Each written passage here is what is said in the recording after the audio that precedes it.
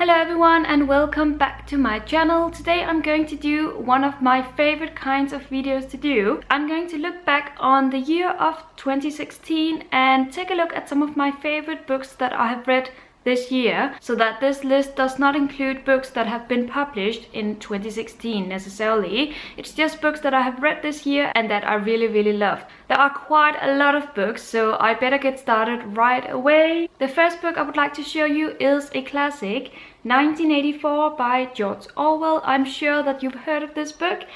I read this because I felt like it was time for me to do so, and I was blown away like so many other people. This book was very futuristic and also very creepy because, as I said back in the days when I read it, it's so realistic what is described in this book and what is happening in our world today when it comes to the phenomenon of Big Brother. So I was very much impressed with this book, and even though it made me feel creeped out, I feel like it was very important, and it's one of those novels that is so important to read, whether you live today or whether you lived in 1948 when it was published. I gave this book 5 out of 5 stars, and that goes for all the books in this video. The Long Way to a Small Angry Planet by Becky Chambers. I read this one back in spring or last winter, I don't exactly remember, and I was skeptical to begin with because this was sci-fi and I'm not the biggest reader of sci-fi. But I loved this novel so much. It's got humor and it's got the most amazing and endearing characters. Also, it deals with different planets, so that the setting is not just one planet, it's the universe in general. And as you can hear, it's a book for you whether you like sci-fi or not, and especially if you like reading about the universe and planets in general. The year of 2016 was the year when I discovered a lot of new authors, amongst others Sarah Moss. I read Night Waking as well as The Tidal Zone this year, and I fell in love with both of them. Now this one is about motherhood and feeling isolated, being a mother and not being able to fulfill your career and just do the things that you really want to do besides from raising your kids. And this one is about already having a kid and loving that kid, but then all of a sudden your child almost dies and you have no idea what happened. Even the doctors cannot tell you what happened. So this girl is revived, but of course the parents are worried because when is it going to happen again, if it is ever going to happen again, and what can they do to prevent it? Both are so beautiful stories because they deal with worries and characters that we can all relate to, and they are both beautifully written. Next we have this book by Stephen King, and I wouldn't have believed that a book by Stephen King would ever be on my favorite list, just because I like Stephen King, but he's not like my favorite author. However, this one was really good because it's more of a thriller, and I believe that the story is so good that it compensates for the writing, which is not bad, but I'm just saying that Stephen King is not my favorite writer. However, this story is called November 22nd, 1963. It takes you back in time because it deals with a man who lives in our world today, but who finds this time machine that takes him back to the year of 1963, when John F. Kennedy was assassinated. And so he tries to prevent this from happening. This book was also turned into a TV show this year, which I haven't looked into yet, but I most definitely will. Another brilliant author that I discovered this year is Margaret Edwards, and I have 2 books in my hands of hers, which I read in 2016, and they are just perfection in my eyes. First we have The Rubber Bride, which is a very read book, and it's a book about this person who poisons your life. We all have this kind of person whom we don't really like, but whom we associate with anyway, just because of reasons. This book is about that specific person, and it's very dramatic and also very intense.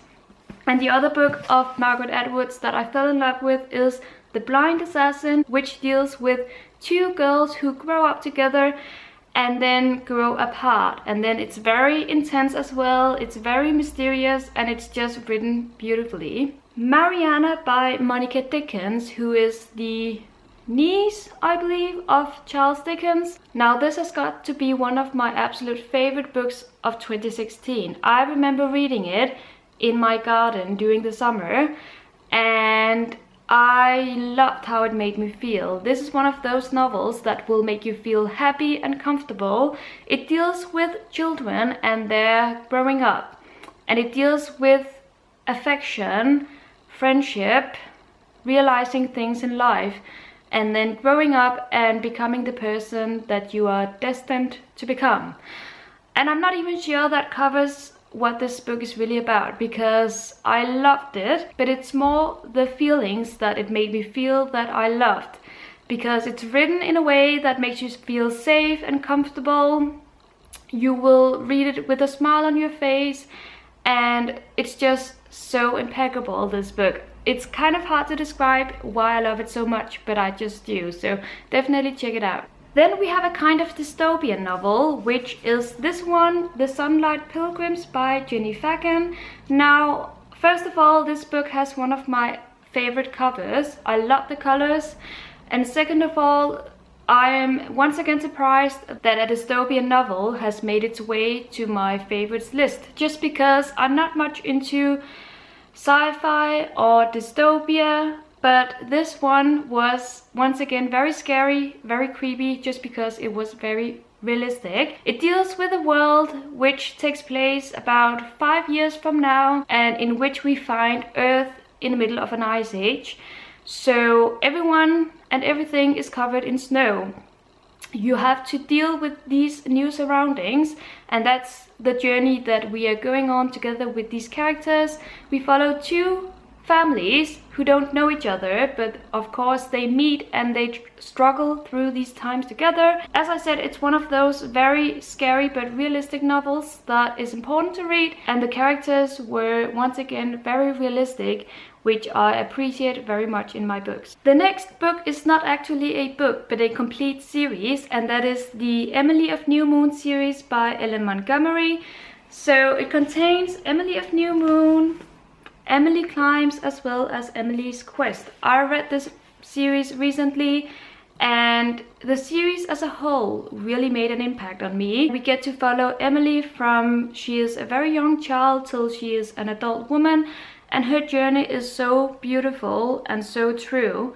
It was very interesting to read about, and it's a journey that contains a lot of struggles, as most of our lives do, but it's also a journey that is very raw, you could say, and very developing for Emily. So I really appreciated this series, and I'm happy that I finally got to read it in 2016. The Butcher's Hook by Janet Ellis.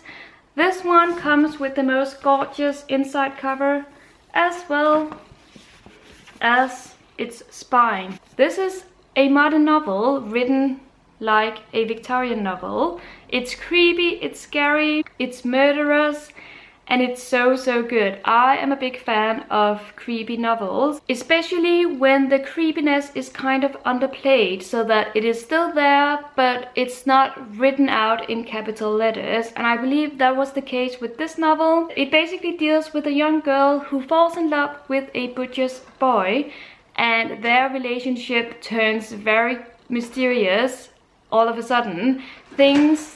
Sorry, that's my cat playing. Things take a turn for the worse, and I can guarantee you that the characters in the beginning of the book are not the same characters as in the end of the book. Definitely read this novel. A Spool of Blue Thread by Ann Tyler. Now, Ann Tyler is another one of those authors whom I discovered in the year of 2016 and whom I have absolutely fallen in love with. I am currently in the process of reading a lot of her books, not all of them, because she has published like 20 or 30, I don't know how many, but this one so far, Zeus, would you mind? This one has got to be my favorite of hers so far. Ann Tyler writes about family and life in general. She writes about worries that we can all relate to. She writes about relationships and struggles in those relationships, and obviously she does so beautifully. With this book we get a pretty plain story about this family, that contains a lot of members. But when it comes to Ann Tyler, you have to read between the lines, and that's what I love about her, especially when it comes to this novel. Perfume River by Robert Olen Butler, which is one of those novels that I read quite recently, and it's about a couple who face some struggles, and this couple is faced with the destiny of a homeless man in a way that is quite, how can you say it, hidden. So you have to kind of read between the lines and see the parallels between their lives. It's one of those books that is once again about relationships and struggles in those relationships. And it was... Hi Zeus, yes, we all know you're here. And once again, I just fell in love with the writing style, the story, and the characters. Fates and Furies by Lauren Graff. Now this is the Danish title and the Danish cover because it was published here in Denmark in the year of 2016. This was also Obama's favorite book of 2015, I believe, so that's what got me interested to read it to begin with.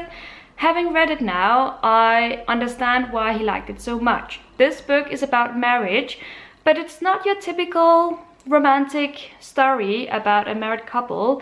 This one is more about the fact that there are two sides to every story, and there are two sides to every marriage. I loved it. It's so intense. I do see why some people would have some problems with it, because it's got quite a pessimistic view.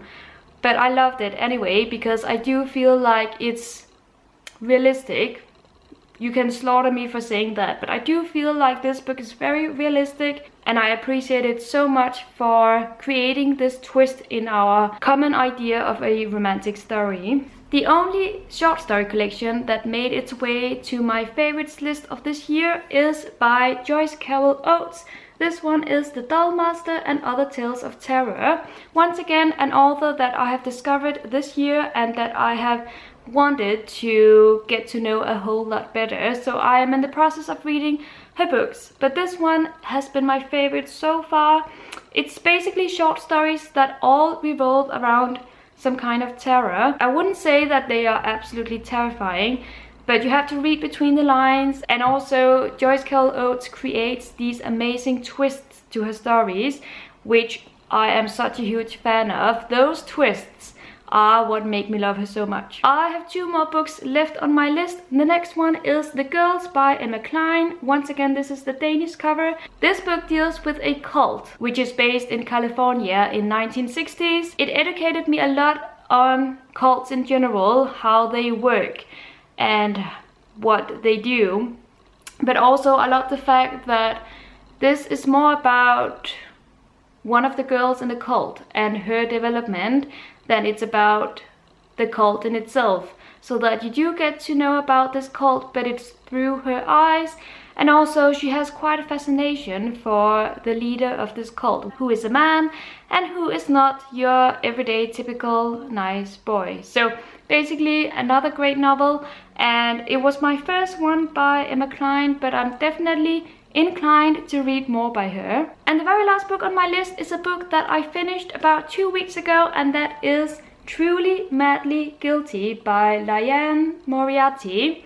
So this one is about an episode that has changed so many people's lives. We do not get any information on this episode until about halfway through the book.